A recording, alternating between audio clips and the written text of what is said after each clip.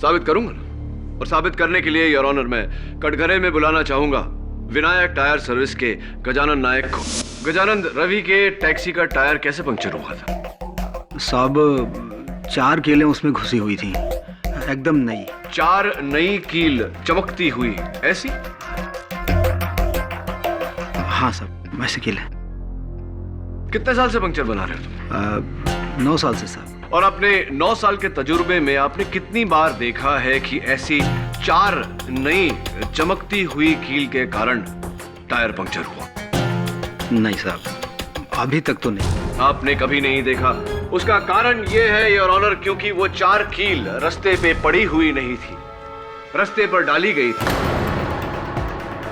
किसी ने बड़ी शातिरता से रवि की टैक्सी में बैठने से पहले वो कील टायर के सामने डाली थी। गजानन, कौन से टायर में पंक्चर था? साहब वो ड्राइवर के पीछे का राइट साइड। ड्राइवर के पीछे का राइट साइड। तो क्या अगर मैं ये कहूं कि किसी ने टैक्सी में बैठने से पहले वो कील नीचे डाल दी होगी तो क्या तुम मेरी बात से सहमत होगी? हाँ। कितने बजे तुमने ये पंक्चर बनाया? करीब 1 बजे का टाइम था साहब। और तुम्हारे 9 साल के तजुर्बे में अगर ऐसी 4 कील के साथ पंक्चर हुआ हो तो पूरा हवा निकलने में यानी कि फुल से फ्लैट होने में कितना समय लगता है? सब कील 4 थे, वो भी छोटे छोटे, तो मेरे हिसाब से आधे से पौन घंटे लगने चाहिए साहब। आधे से पौन घंटा, यानी कि अगर बैक ट्रैक करे योर ऑनर तो 12:15 और 12:15 बजे मिस्टर अभिज्ञान रोहरा रवि की टैक्सी में बैठे थे। मैं उन्हें कटघरे में बुलाना चाहूँ। क्या आपका कहने का मतलब है कि मैंने ही कील फेंक कर टायर पंचर कर दिया? जी हाँ मिस्टर रोहरा, ताकि जब टैक्सी ड्राइवर पंक्चर देखने के लिए उतरे तो आपको समय मिले वो घड़ी और वो चेन ग्लव कंपार्टमेंट में छुपाने का। वकील साहब, मैंने तो खुद वाशी जाने के लिए वो टैक्सी पकड़ी थी। मैं खुद अपनी टैक्सी का टायर पंचर कर दूंगा। वो इसलिए मिस्टर रोहरा ताकि आपको भागने का मौका मिले, अपने मरते हुए साथी की लाश से दूर, और इल्जाम टैक्सी ड्राइवर पर आए। मन्नू नागपाल मेरा दोस्त, ये कैसे कह सकते हैं आप? क्योंकि आप ही थे जिसने वाशी तक वो टैक्सी हायर की थी, और आप जानते थे कि मन्नू को मुंबई में ढूंढा जा रहा है, नवी मुंबई में नहीं।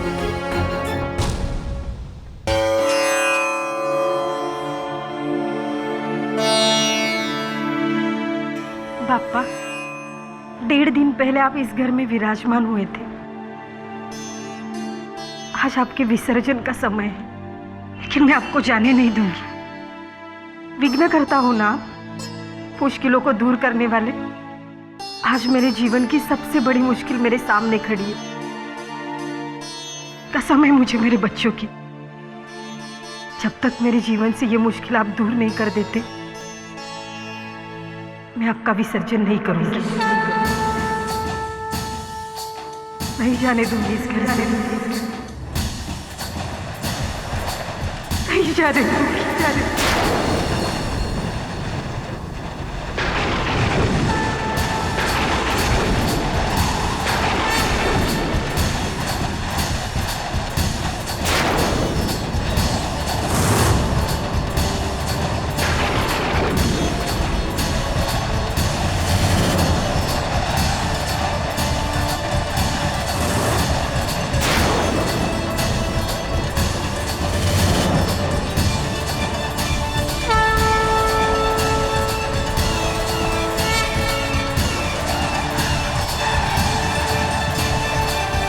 केडी पाठक,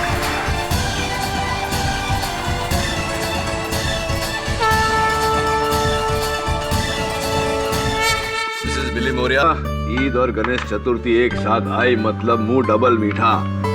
ये देखो, आहा क्या शीर खुरमा भेजा है जुम्मन दर्जी ने। वही जिसको तुमने फैशन शो मर्डर केस में बचाया था। वो है। और ये मोदक? मोहन शर्मा जी क्या है? वो ज्वेलरी मर्डर केस था ना, वही। यानी मेरे दोस्त मानव की मम्मी? तब तो इसमें मेरा भी हिस्सा है। वापस रख, वापस रख। केडी पाठक जी, जी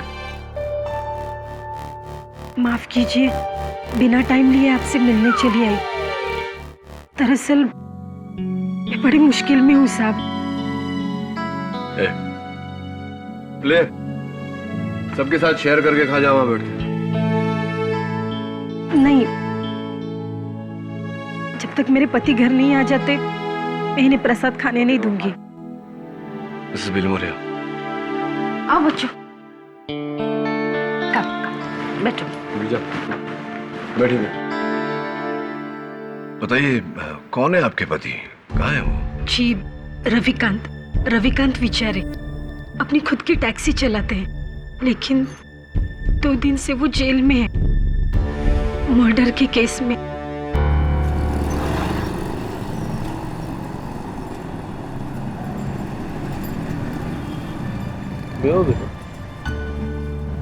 Nice.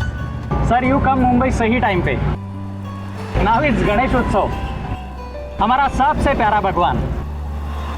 भाई यहाँ इसलिए ही आया हूँ, गणेश उत्सव पंडाल का फोटोज खींचने। अरे, you know हिंदी?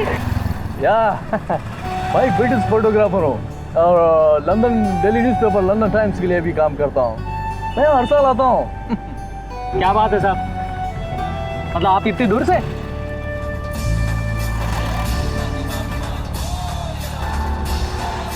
तरीके ये नाकाबंदी। पुलिस? अरे टेंशन मत लो साहब, ये तो हर रोज का काम है, बस 2 मिनट लगेगा। नो दर से ही चला जाता हूँ। ओके, ये लो। लेकिन साहब, कीप द चेंज।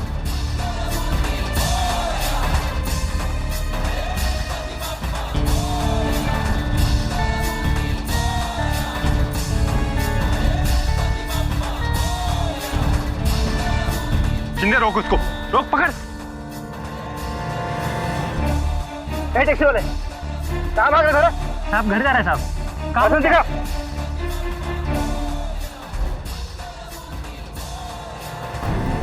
रविकांत कहाँ भाग रहा था? साहब घर जा रहे हैं साहब। डिक्की खोल। डिक्की का ताला खराब है साहब, नहीं खुलता है। डिक्की खोल बोला ना। ठीक है साहब। चल खोल।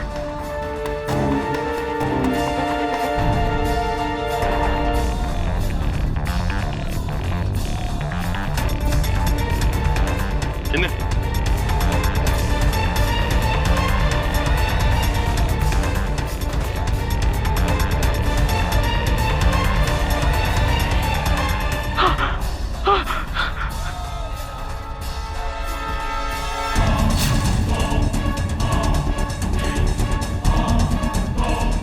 ये कौन है? साहब ये पता नहीं कैसे आई मेरी डिक्की में। ये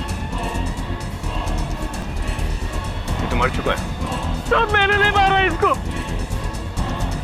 कहाँ लेके जा रहा था लाश? नहीं साहब, पता नहीं ये कैसे आया मेरी डिक्की में साहब। शिंदे, गिरफ्तार कर लो इसे।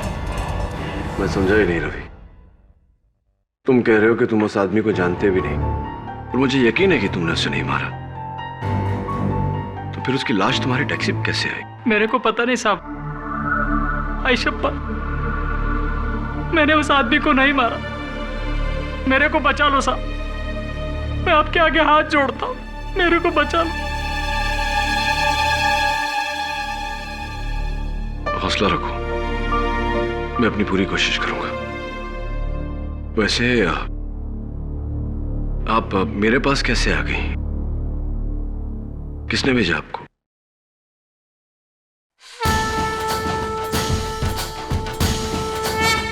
इन्होंने।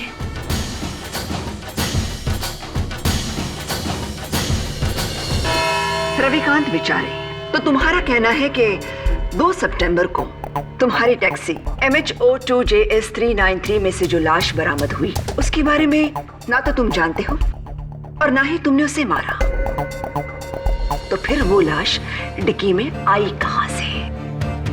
क्या उसने अपने आप को मार डाला और फिर वो तुम्हारे टैक्सी के पास आया और अंदर जाकर छुप गया? नहीं, मैंने नहीं। फिर वो लाश डिक्की में आई कहां से? योर ऑनर, जाहिर सी बात है कि प्रोसिक्यूशन के इस सवाल का जवाब रवि के पास नहीं होगा, क्योंकि ये 24 घंटे अपनी टैक्सी के साथ तो रहता नहीं, तो इसकी गैर मौजूदगी में किसी ने वो लाश डिक्की में रखी है। रवि, तुमने आखिरी बार डिक्की कब खोली थी? सर रोज की तरह मैं सुबह 9 बजे टैक्सी बाहर निकालने के पहले डिक्की खोली, चेक किया था साहब, अंदर कुछ नहीं था साहब। यानी कि 9 बजे के बाद किसी ने वो लाश... एक मिनट, sorry to cut you KD. डिक्की खोली, लेकिन तुमने तो पुलिस से कहा कि डिक्की का ताला खराब है, खुलती नहीं। पता नहीं, सुबह तो ठीक था पर दोपहर को खराब हो गया था। जाहिर है, क्योंकि दोपहर तक तुमने उसमें लाश रख दी थी। मिसेज उमा, उस आदमी की मौत कैसे हुई थी? जहर के असर से जज साहब। जज साहब, इस रुमाल को आर्सेनिक से बने ओडोलेस सॉल्यूशन में डुबाकर और इसे सुंघाने से उसकी मौत हुई।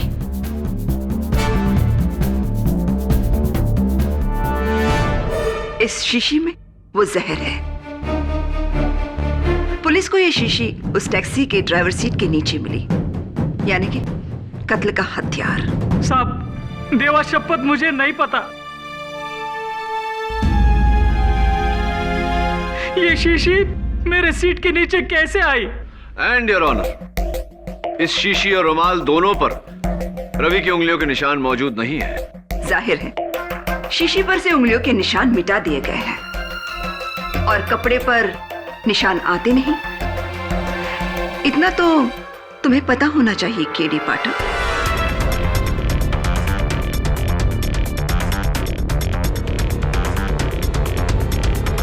उस आदमी के बारे में कुछ पता चला? मसलन कौन था वो, क्या नाम, पता कुछ? जी जज साहब, मरहूम का नाम दिवाकर चोपड़ा है, दिल्ली का ड्राई फ्रूट ट्रेडर है। ये पर्स उसके पैंट की जेब में मिला, लेकिन इसमें से पैसे गायब हैं। कितने पैसे थे इसमें? मैडम मुझे नहीं पता। क्या कह रहे हो? सोने की चेन और घड़ी तो तुमने चुरा ली और पैसे छोड़ दिए। जज साहब, ये सोने की चेन और ये घड़ी रवि की टैक्सी के ग्लव कंपार्टमेंट में मिले और इन पर मरहूम दिवाकर चोपड़ा की उंगलियों के निशान हैं। जाहिर है, ये चीजें उसी की है और इनका उसके ग्लव कंपार्टमेंट में होना, यानी रवि ने ही इन चीजों को चुराकर बाहर रख दिया।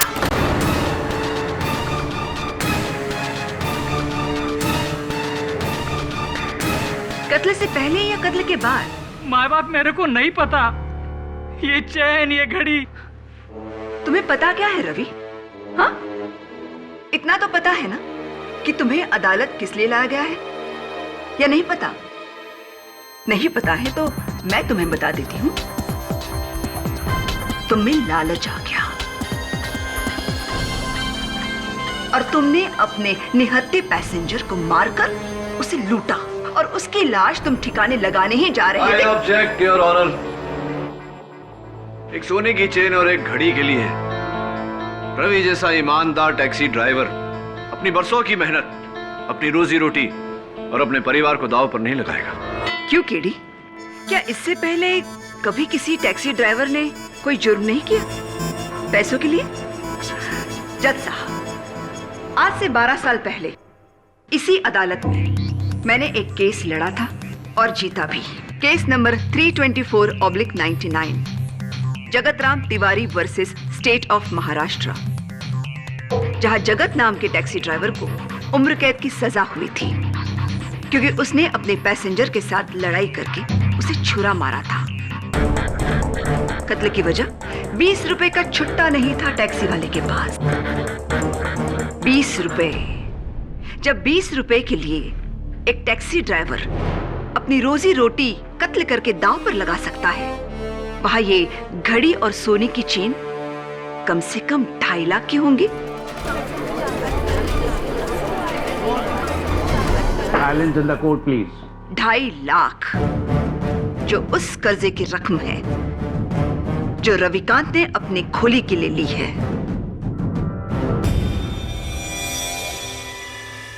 1, नाकाबंदी से भागना।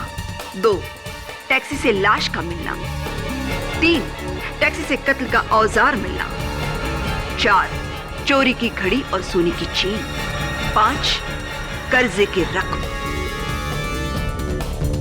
इन 5 उंगलियों को मिलाकर बनती है मेरे 23 साल के प्रोसिक्यूशन की मुट्ठी, जो केडी पाठक जैसे होनहार लेकिन जूनियर लॉयर भी नहीं मान सकते,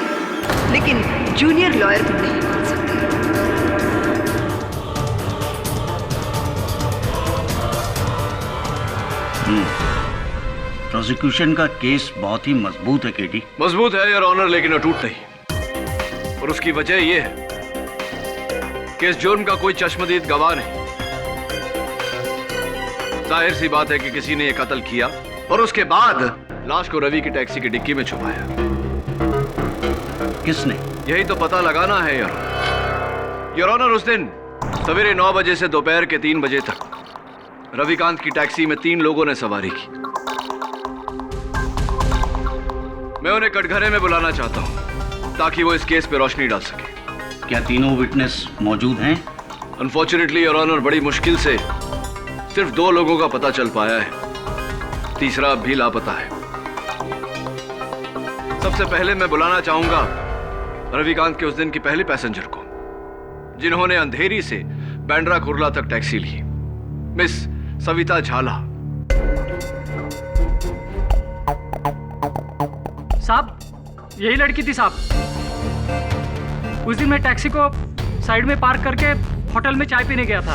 10 बजे का टाइम था साहब। बाहर आके देखा तो मैडम टैक्सी के पास खड़ी थी, बहुत घबराई हुई थी साहब। वो टैक्सी में बैठी और फिर सांता क्रूज में उसका दोस्त भी टैक्सी में आके बैठ गया। फिर दोनों के बीच पता नहीं अंग्रेजी में कुछ बड़ा बहस हुआ साहब। फिर बैंड्रा कुर्ला कॉम्प्लेक्स पे मैडम गुस्से से उतर गई साहब टैक्सी से।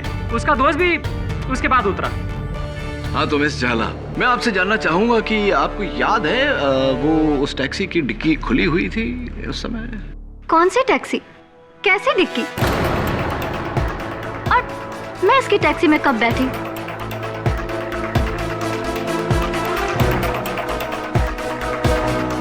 या तो ये आदमी झूठ बोल रहा है या फिर इसे कोई गलतफहमी हुई है। मे बी कोई और लड़की हो। ओ मैडम, क्या बोल रही हैं आप? आप ही थी, आप ही टैक्सी की डिक्की के पास खड़ी थी बैग लेकर साहब। इसी ने उसको लाश को डिक्की में डाला होगा साहब। अरे ये क्या बोल रहे हो? ना मैंने तुम्हें कभी देखा है और ना ही तुम्हारी टैक्सी को। मिस झाला, क्या आप जानना चाहेंगे कि हमने आपके बारे में पता कैसे लगाया? रवि के बयान के मुताबिक उसने अंधेरी के रत्नाकर कॉलोनी से सवारी ली और बैंड्रा कुर्ला के मैक्स इंडिया बैंक बिल्डिंग के सामने सवारी को उतार दिया। हमने अंदाजा लगाया कि शायद वो सवारी मैक्स इंडिया बैंक में काम करती होंगी, तो वहां के कर्मचारियों से बात करने के बाद हमें पता चला कि उनकी एक ही मुलाजिम अंधेरे की रत्नाकर कॉलोनी में रहती हैं, जिनका नाम मिस सविता झाला है, यानी कि आप। तो उससे क्या साबित होता है? और वैसे भी उस दिन मैं ऑफिस टैक्सी से नहीं बस से गई थी। बस से? जी हाँ। अजीब, ये कैसे हो गया? क्योंकि मिस झाला, मैक्स इंडिया बैंक बिल्डिंग के गेट से घुसते हुए गाड़ी का नंबर सिक्योरिटी गार्ड में लिखा था, ये देखिए, MH02JS 393, जो किसी बस का नहीं, रविकांत की टैक्सी का नंबर है। और हम सिक्योरिटी गार्ड ने पुलिस को बयान भी दिया है कि उसने आपको इनकी टैक्सी से उतरते हुए देखा, एक बैग समेत। और आपके पीछे पीछे आपके कोई पुरुष मित्र भी उतरे थे बैग समेत। वैसे कौन थे वो मित्र आपके? क्या क्या संबंध है आप दोनों के भी? चलिए छोड़िए, जाने दीजिए, अदालत को इन बातों से क्या मतलब। ये बताइए कि वो जो बैग्स आप दोनों के पास थी, क्या था उनमें?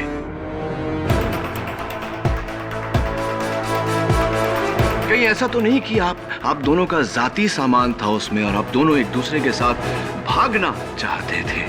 नहीं नहीं, मैं भागी नहीं। मैंने अपना इरादा बदल लिया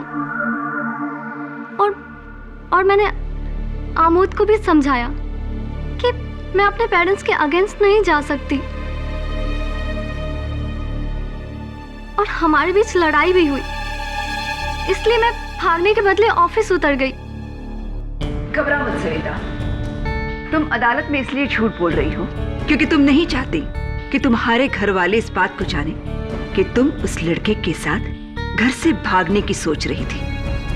ये भी हो सकता है कि तुम अदालत में इसलिए झूठ बोल रही हो क्योंकि तुम ऐसी टैक्सी में बैठी थी जिसकी डिक्की में लाश पड़ी हुई थी, जिस लाश को शायद आप ही ने। नहीं, मुझे नहीं पता कि उस टैक्सी में लाश है, और ना ही अमोद को। तो फिर एक बात बताइए मिस झाला, आप और आपके जो मित्र हैं मिस्टर अमोद, ये जो भारी भारी बैग्स आपके साथ थे, टैक्सी की डिक्की में रखने के बजाय, जैसे कि आमतौर पे सब करते हैं, आपने बैग्स अपने साथ टैक्सी के अंदर रखे। क्यों, कोई खास वजह?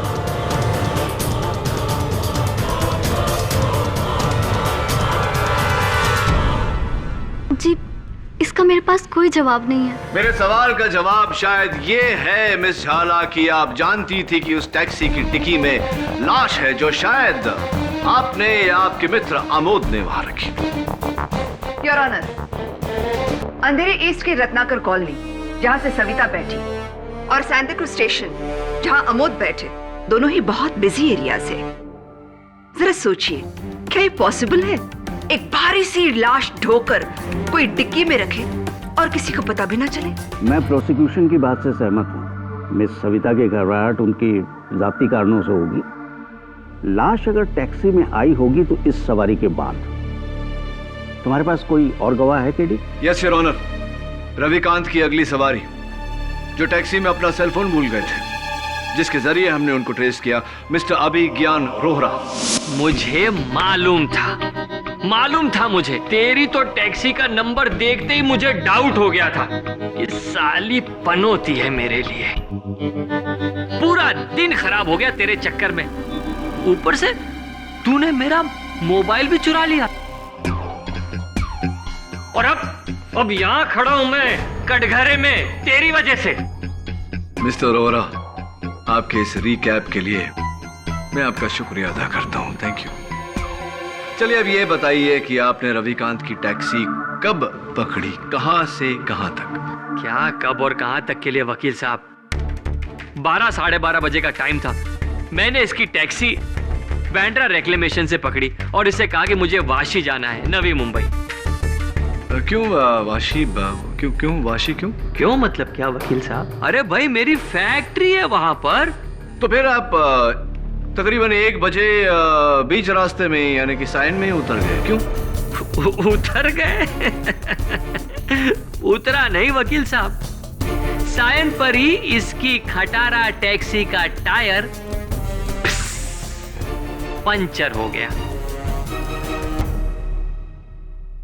अब मैं क्या इसके पंचर चिपकाने का इंतजार करता? मैंने तो इसे आधे पैसे दिए और इससे जान छुड़ा ली। मिस्टर रोहरा, पूरी ड्राइव में आपको टैक्सी की डिक्की में से कोई आवाज सुनाई दी? हाँ, आवाज तो आई।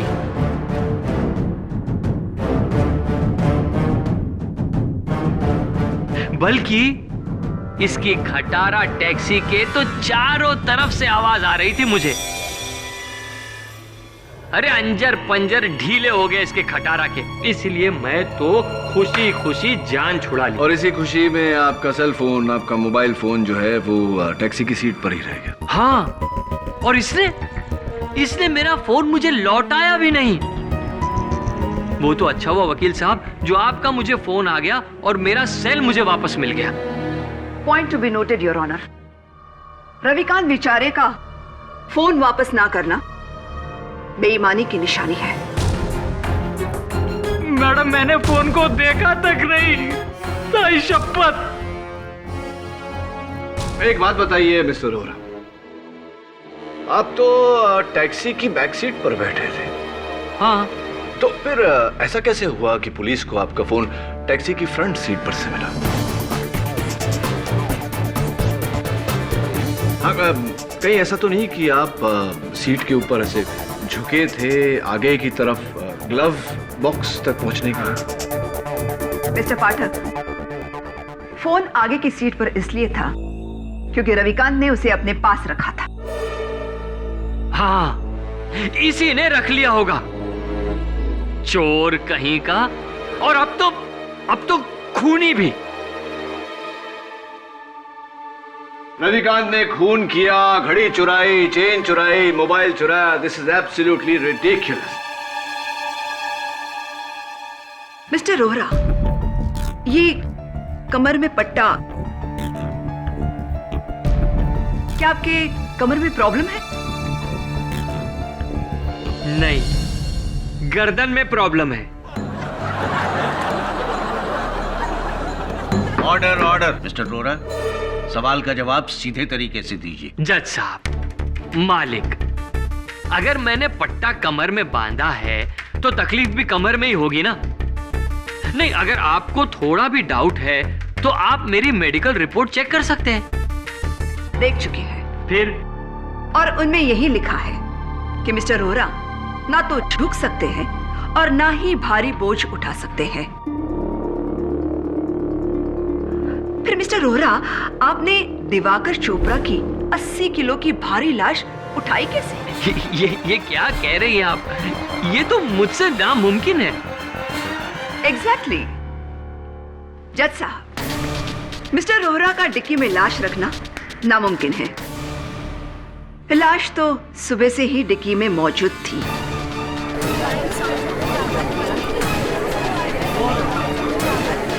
साइलेंस। और इस बात को साबित करने के लिए कि सिर्फ रविकांत बेचारे जानते थे कि गाड़ी की डिक्की में लाश है, मैं अपने अगले गवाह को बुलाना चाहती हूँ। गजानन नाइक। नमस्ते माई बाप। योर ऑनर, ये वही मैकेनिक है जिसने रविकांत के टैक्सी का टायर ठीक किया। राइट गजानन? जी। घबराओ मत, तुम्हें कोई कुछ नहीं कहेगा। तुम सिर्फ इतना बताओ कि वो टायर तुमने कब और कहां ठीक किया। जी सर। मैडम। जी जी, माफ़ करिए मैडम, मेरी अपनी पंचर की दुकान है, विनायक टायर शॉप के नाम से, जो साइन में गणेश मंदिर के पास है। ये आदमी मेरी शॉप में अपनी टैक्सी लेके आया। उसके टैक्सी का पिछला टायर पंचर था। वो पंक्चर टायर लेकर तुम्हारे पास आया? जज साहब, नॉर्मली जब टायर पंक्चर होता है तो सबसे पहले डिक्की खोली जाती है और फिर स्टेपनी को निकालकर उस पंक्चर टायर की जगह फिट किया जाता है। तुमने ऐसा क्यों नहीं किया रविकांत? मुझे लगा बस 2 मिनट पे पंक्चर वाला है, तो इसके लिए मैं मगजमारी क्यों करूं? या फिर इसलिए क्योंकि तुम डिक्की नहीं खोलना चाहते थे? तुम जानते थे कि टैक्सी की डिक्की में लाश है।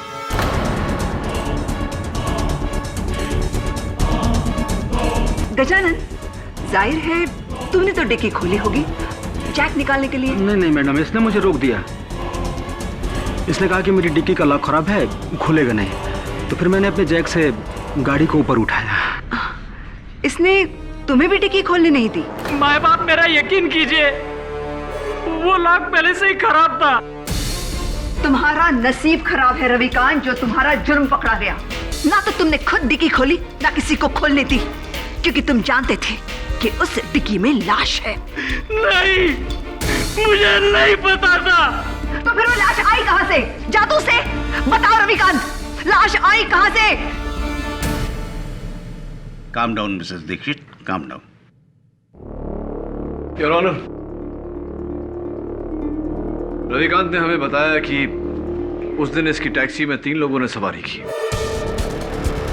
तीसरा एक अंग्रेज जब इसकी टैक्सी तक आया तब ये होटल में खाना खा रहा था।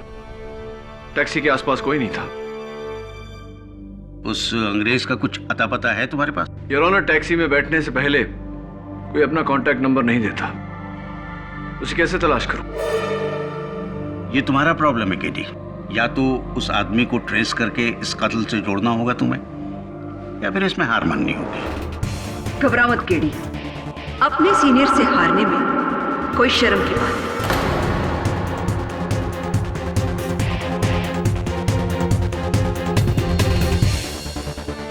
योर ऑनर, लाश की तहकीकात के बाद पुलिस को एक नया एविडेंस मिला है। उस आदमी का नाम दिवाकर चोपड़ा नहीं बल्कि मनु नागपाल है।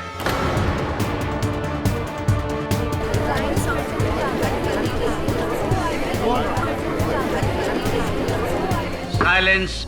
मनु नागपाल जो एक वांटेड क्रिमिनल था, जिसकी पुलिस को ड्रग स्मगलिंग के 9 अलग अलग केसेस में तलाश थी। Drug smuggling? जी हाँ योर ऑनर, ये इसका पुराना हथकंडा था। अक्सर टैक्सियों में ड्रग स्मगल करके एक सिटी लिमिट से दूसरी लिमिट तक ले जाना। पुलिस को आरटीओ की मदद से ऐसी 5 टैक्सियों के नंबर मिले हैं। उनमें से एक टैक्सी का नंबर है MH02 JS 393, रवि विचारे की टैक्सी।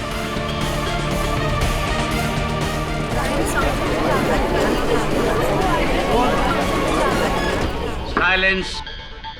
ओह माय गॉड, ये तो नया कनेक्शन है। अब समझ में आ गया। वो बॉस, तुम मुलाजिम। जरूर कमीशन को लेकर झड़प हुई होगी। नहीं साहब, मैडम, ये टैक्सी मैंने 2 महीने पहले किसी दूसरे से खरीदी थी। अब तो तुम दोनों तरफ से फंस गए हो रविकांत। एक तरफ मर्डर तो दूसरी तरफ ड्रग्स स्मगलिंग। योर ऑनर, इस नए एविडेंस ने इस केस पर नई रोशनी डाली है। एक ड्रग स्मगलर के हजारों दुश्मन हो सकते हैं, कोई भी मार सकता था मनु नागपाल को। मैं चाहता हूं कि इस केस की छानबीन करने के लिए मुझे थोड़ा और समय दिया जाए। हो सकता है कि इस दौरान मैं उस अंग्रेज को भी ढूंढ निकालूं। ठीक है, यह अदालत अगली सुनवाई तक मुलतवी की जाती है। The court is adjourned for the day.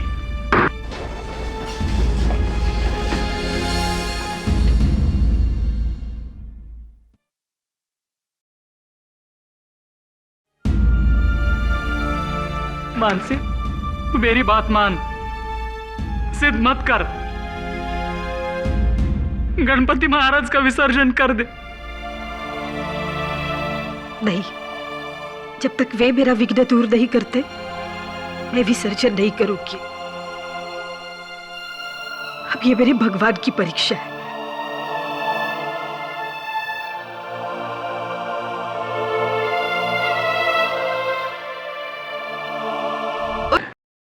Varun, अगर मैं ये केस हार गया तो मानसी का भगवान पे से विश्वास उठ जाएगा। केडी सर, जितना मैंने इस केस को स्टडी किया, मेरा पूरा डाउट उस अंग्रेज पर है। वो पुलिस को देखकर ऐसे भागा था जैसे गाय के सर से सींग। आई एम वेरी श्योर उसी ने उस लाश को टैक्सी में डाला होगा। हाँ, लेकिन एक अंग्रेज टूरिस्ट को इस शहर में ढूंढेंगे कैसे? ये भी पता नहीं कि शहर में होगा या नहीं। रवि ने क्या कहा था वो? मैं एक ब्रिटिश फोटोग्राफर हूँ और London daily newspaper London times के लिए भी काम करता हूँ। फोटोग्राफर है।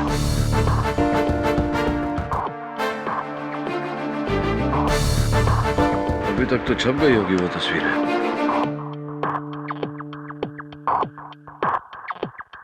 मिल गया, ये देख, लंदन टाइम्स।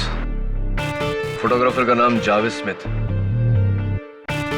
तो ये काम कर, इनके लंदन ऑफिस फोन कर और पता लगा कि ये गोरा इस वक्त मुंबई में कहाँ होगा। Right sir.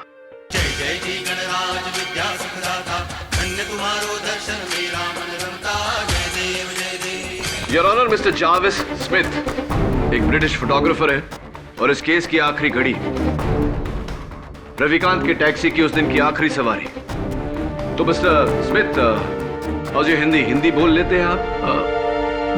No, I don't know Hindi at all. फिर तो योर ऑनर इन्हें फांसी का फरमान इंग्लिश में ट्रांसलेट करके सुनाना पड़ेगा। फांसी? मैंने कुछ नहीं किया।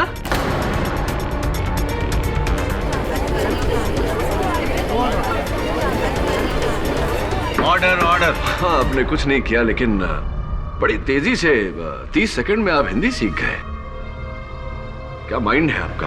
अब जरा इस माइंड को रिवाइंड करिए और बताइए कि उस दिन रविकांत की टैक्सी से पुलिस को देखकर, नाकाबंदी को देखकर आप घबरा कर उतर गए थे। क्या कारण था इसका?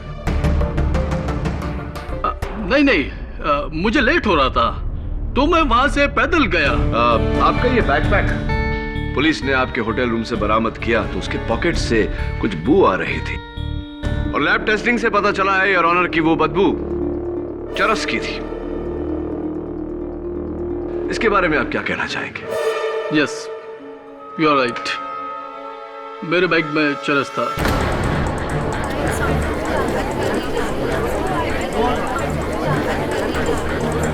साइलेंस। और मैं पुलिस को देखकर सोचा कि वो उसको सर्च करेगा तो मैं मुसीबत में पड़ जाऊंगा। Point to be noted your honour, mister Smith के बैग में से ड्रग्स बरामद हुए। मनु नागपाल भी एक ड्रग डीलर था और मुझे पूरा यकीन है कि यह कत्ल इस ड्रग कनेक्शन की वजह से ही हुआ है। Your witness.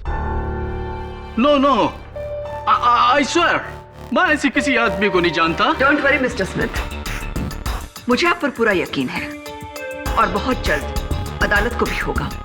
Your honour, postmortem की रिपोर्ट के तहत मनु नागपाल की मौत दोपहर के 1:30 और 2:30 बजे के बीच हुई और मिस्टर स्मिथ उस टैक्सी में लगभग 3 बजे के करीब बैठे। 3 ही बजे थे ना? हाँ, लगभग 3 बजे। There you are KD. आपकी ही दलील आपके खिलाफ। इस हिसाब से मनु नागपाल और मिस्टर स्मिथ सहयोगी नहीं हो सकते। सो योर ऑनर, उस दिन रविकांत की टैक्सी में सुबह 9 बजे से लेकर शाम के 4 बजे तक 6 लोग बैठे। 1 Savita Jhala, 2 Amod, 3 Abhigyan Rohra, 4 mister Jerry Smith, 5 driver Ravikant Bichare and of course dicky में मरहूम मनु नागपाल। इनमें से पहले 4 पर तो शक की कोई गुंजाइश नहीं है। तो फिर बचा कौन? मनु नागपाल, जिसका कत्ल हुआ, और उसका कातिल रविकांत विचारे।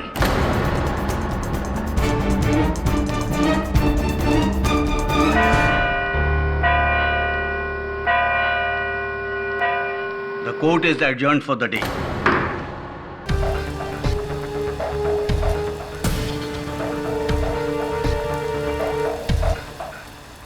भगवान जी, अब आप ही कुछ कीजिए, वरना आपके भक्त को बचाना तो।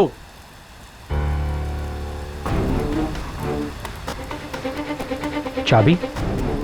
इंस्पेक्टर दवे, चाबी। डिक्की की है, बड़ी मुश्किल से खुलती है। चेक करते हैं।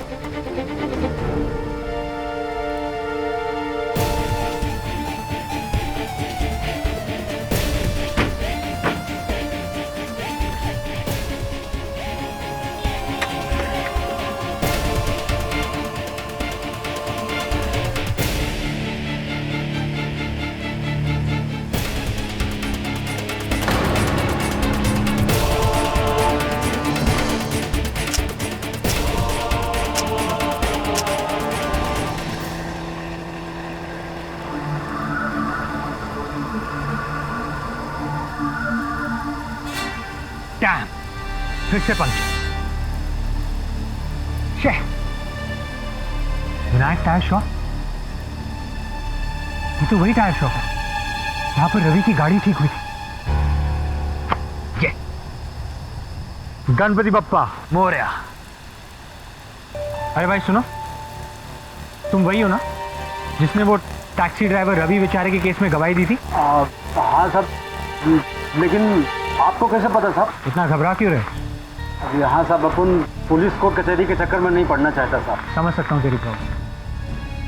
अब जल्दी से मेरी प्रॉब्लम सॉल्व कर, चल।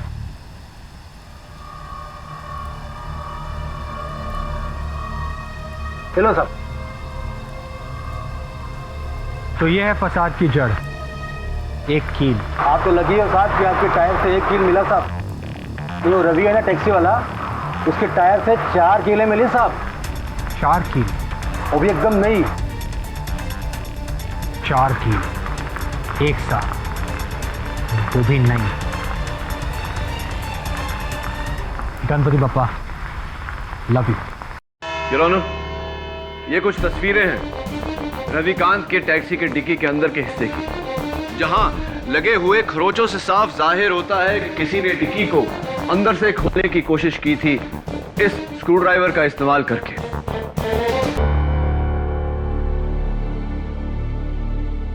जिस पर मनु नागपाल की उंगलियों के निशान है। इसका मतलब ये हुआ यार ऑनर कि मनु नागपाल जब उस डिक्की में घुसा तब वो जिंदा था, मुर्दा नहीं।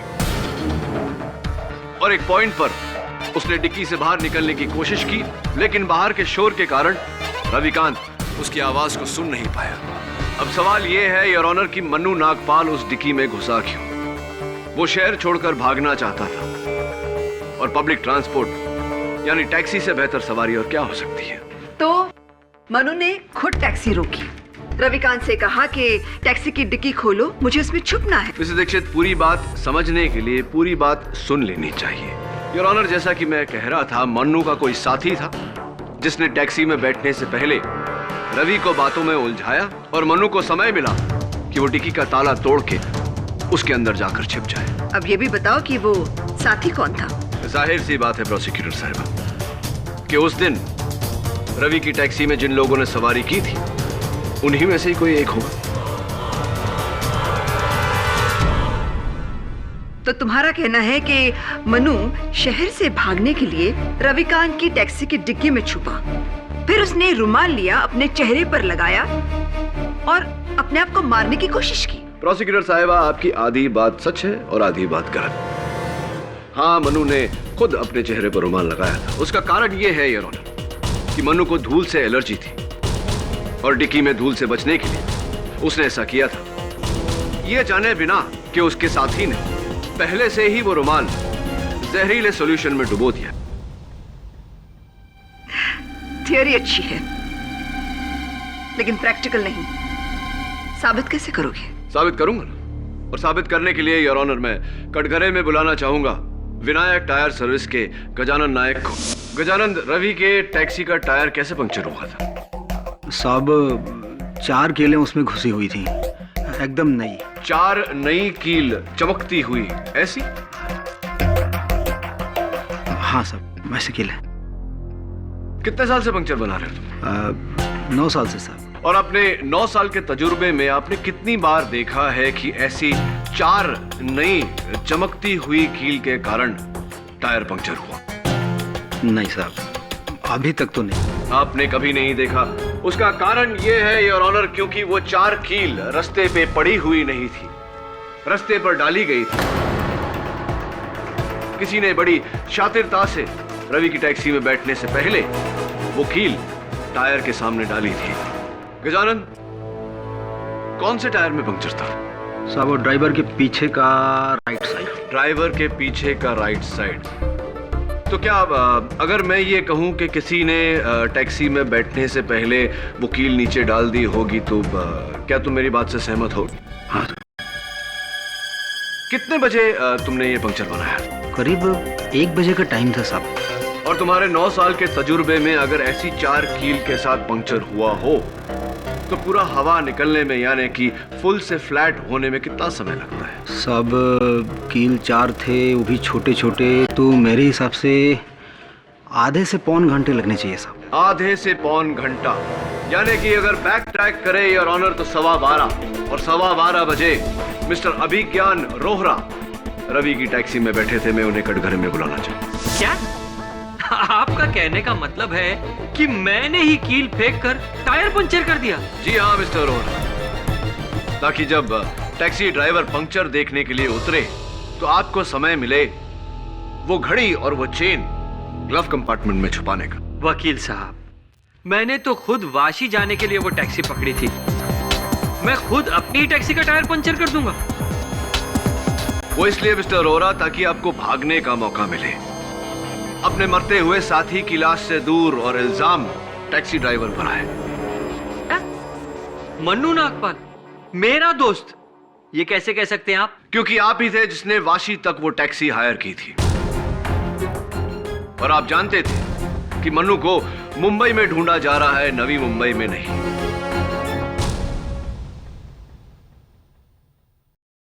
देखिए, मेरा और मनु नागपाल का कोई कनेक्शन नहीं है। मैं जा रहा था अपने जूतों की फैक्ट्री में जो वाशी में है।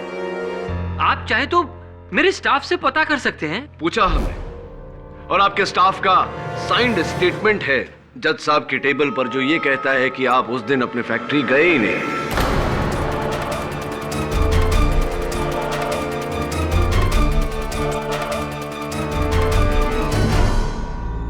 अब नहीं, एक्चुअली जज साहब वो देखिए मिस्टर रोहरा, वो जो कील जिससे पंक्चर हुए थे, वो कील जूते बनाने में इस्तेमाल होते हैं।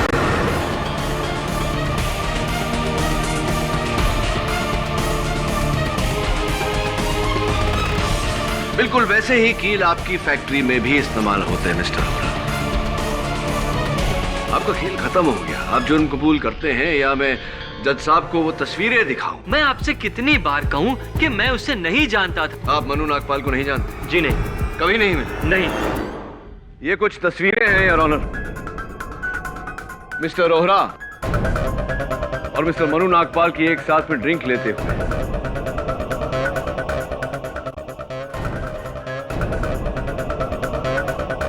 क्या आप कहेंगे मिस्टर रोहरा कि आप मनु नागपाल को नहीं जानते? आपकी उनके साथ दोस्ती नहीं थी? आपने उन्हें नहीं मारा?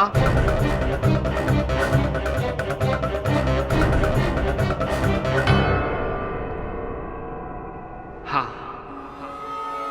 मैंने मनु नागपाल का खून किया है।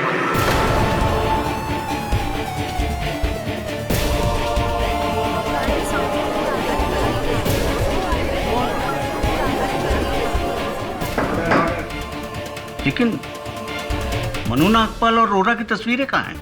माफ करिएगा योर ऑनर, मुझे ये छोटा सा झूठ मिस्टर रोहरा के बयान के लिए, इकबाल जुर्म के लिए बोलना पड़ा। बताइए अदालत को कि आपने मनु नागपाल को क्यों मारा? मनु नागपाल एक ड्रग स्मगलर था और मैं उसके इस धंधे में उसके बराबरी का पार्टनर। मेरे मन में लालच जागा। मैंने चाहा कि मैं वो पूरा का पूरा बिजनेस अकेला हथिया लूं। मैंने मन्नू नागपाल को मारने का फैसला किया। मैंने एक प्लान बनाया। जिस गाड़ी से हम लोग जाने वाले थे उस गाड़ी को मैंने खराब कर दिया और मैंने उससे कहा कि टैक्सी से चलते। बांद्रा के एक सुनसान रास्ते पर मैंने इसकी टैक्सी रोकी और इसके साथ वाशी तक के पैसों को लेकर बहस में लग गया। इसी बहस का फायदा उठाकर मन्नू ने इसकी टैक्सी की डिक्की चाकू से खोली और उसमें छुप गया, मेरा दिया हुआ जहरीला रुमाल लेकर। और टैक्सी में बैठने से पहले मैंने इसकी टैक्सी के टायर के सामने चालाकी से कीलें फेंक दी। मुझे पता था कि थोड़ी ही देर के बाद रुमाल का जहर असर करके मन्नू नागपाल को मार डालेगा और तकरीबन उतनी ही देर में टैक्सी का टायर भी पंचर हो जाएगा। और जैसे ही टैक्सी का टायर पंचर हुआ, मैंने इसे टायर चेक करने के लिए बाहर भेजा। मौका पाते ही मैंने मन्नू नागपाल की गोल्ड चेन और वॉलेट इसकी टैक्सी के ग्लव कंपार्टमेंट में डाल दी और जहर की शीशी। मगर अफसोस, ये सब करते समय मेरा मोबाइल इसकी टैक्सी में गिर गया।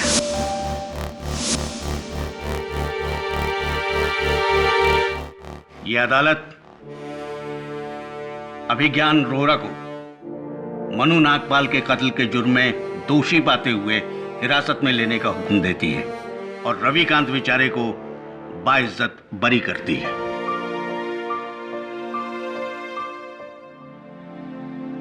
The case is closed.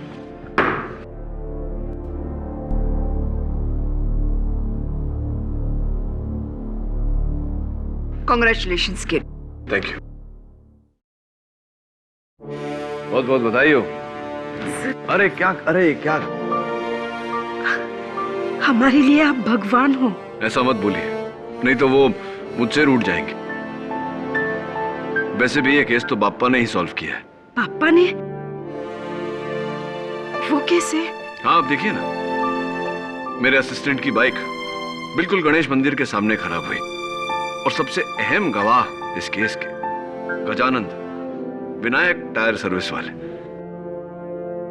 ये गणेश जी के दूसरे नाम ही है। आपकी प्रार्थना सफल हो गई, इसीलिए तो उन्हें विघ्नहर्ता कहते हैं।